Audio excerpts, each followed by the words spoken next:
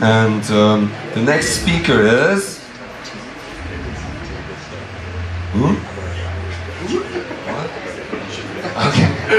Rodain Joubert. Please welcome Rodain Joubert.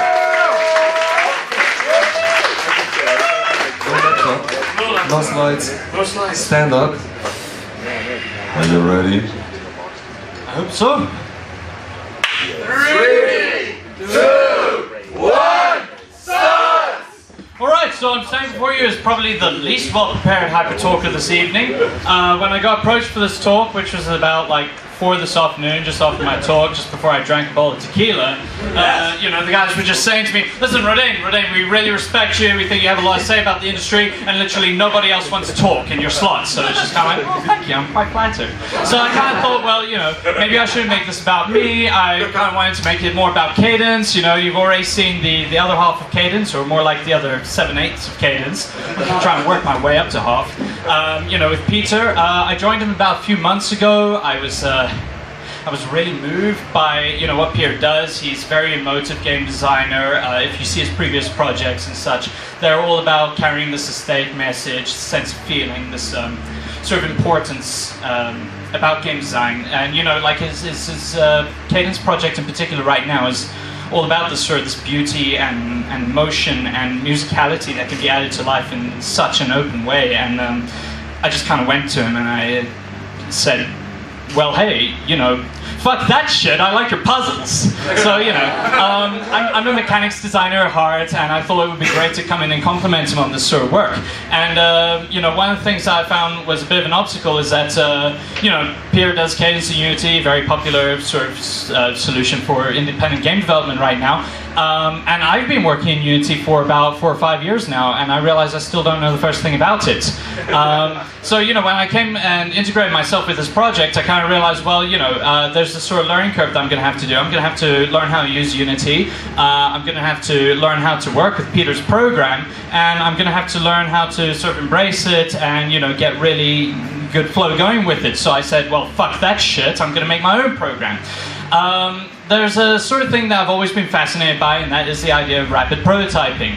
I like to think that I take a sort of hipster approach to game development, where I made, you know, I enjoyed making games in 48 hours before it was cool. You know, in fact, I made the original Desktop Dungeons alpha in 48 hours. I did a whole bunch of other stuff in 48 hours before that, including 3 dating simulators and something even more disturbing that I don't really want to talk about. And so I just kind of thought, I've always liked rapid game development. I've always been in great admiration of the Scandinavian independent game development scene, because you guys fucking rock at rapid game development. I'm not just pandering to you or, you know, fishing for free beer later, although if you want to buy me a free beer later, then go for it, you know. Yeah, all right. And, you know, but I've kind of been thinking, well, you know, all these rapid game development prototype sort of approaches have always taken place in sort of these game jam settings and these prototyping environments and things like that. But I've also always thought, well, what if you can take it one step further and actually apply it to, you know, what I would call a real game development project, or something that's already in progress, you know? Can you take this sort of rapid development skill and actually apply it to a workflow that already exists? And so I kind of thought, well, all right, so here I am with Cadence. It could take me, you know, a couple of weeks or even a month to get used to the system and, you know, start to contribute to Peter's project, which, given our limited budget and time, wasn't necessarily practical. So I decided, well, you know what I can do is I can take 1 week and I can rebuild the entire game in Game Maker, which I kind of did. Yeah. But it was shit. But at the same time, it kind of did its job. And I think what I took away from that was that I was able to build a sort of a mechanical prototype, not the beautiful musical aesthetics or stuff, and it kind of broke in weird places and was doing all sorts of horrible stuff.